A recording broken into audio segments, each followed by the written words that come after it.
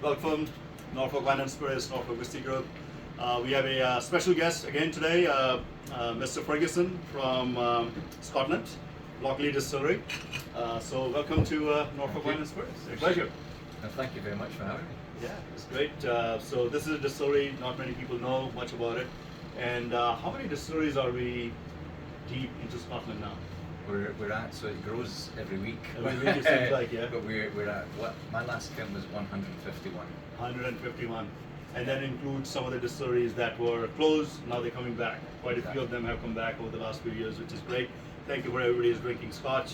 Keep doing it because it's reviving the economy and reviving this wonderful spirit that we all love so much. So David, first of all, before we get into the distillery, tell me a little bit about yourself, your background, how you got in this whiskey industry, just so that people can know. Yeah, of course. So I joined actually an independent bottler. So my first job in the industry was with Douglas Lane.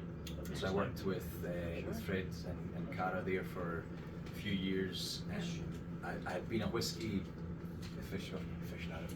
I've been enthusiastic about the industry for a long time, even before I was there. So went and worked with the guys for a few years, and then moved to Beam Suntory, so much bigger company on the casks and bulk side of their business.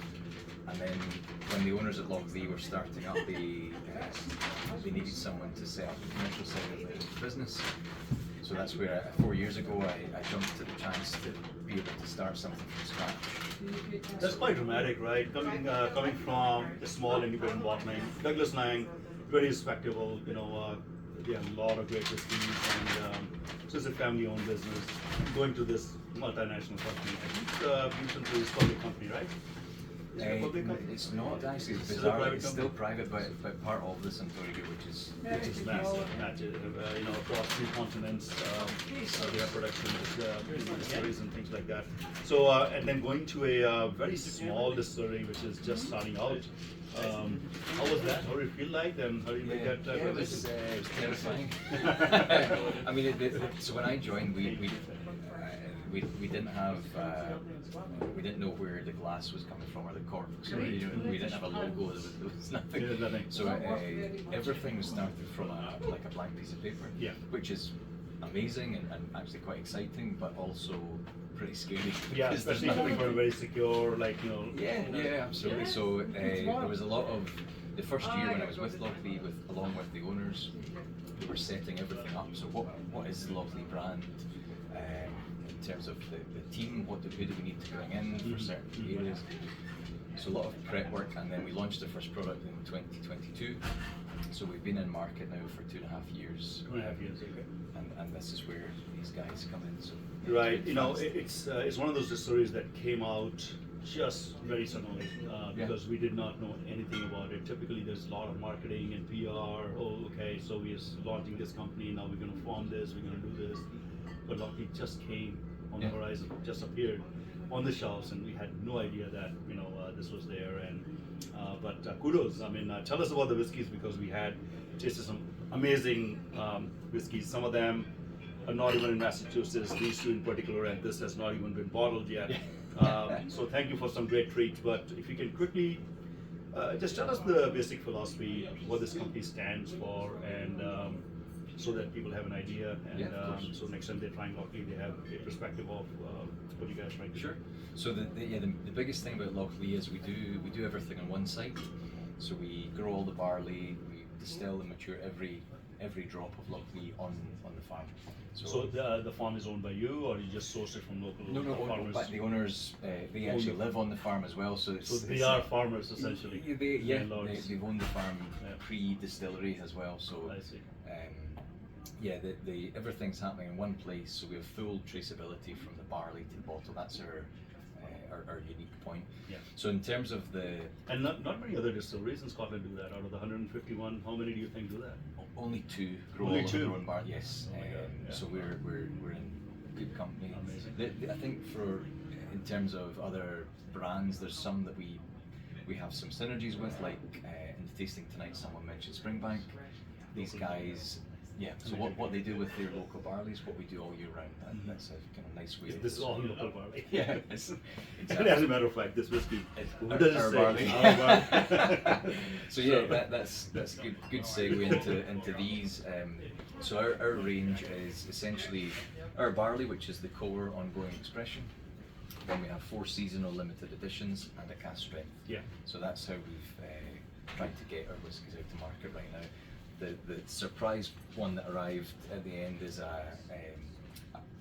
actually the first time anyone has tasted this tonight. So that's I'm going to try to do it for the second time. Yeah, absolutely. Third time. And this will be a small batch exclusive for the US. So this is the first exclusive we've done for any You market. can get a little close up on that.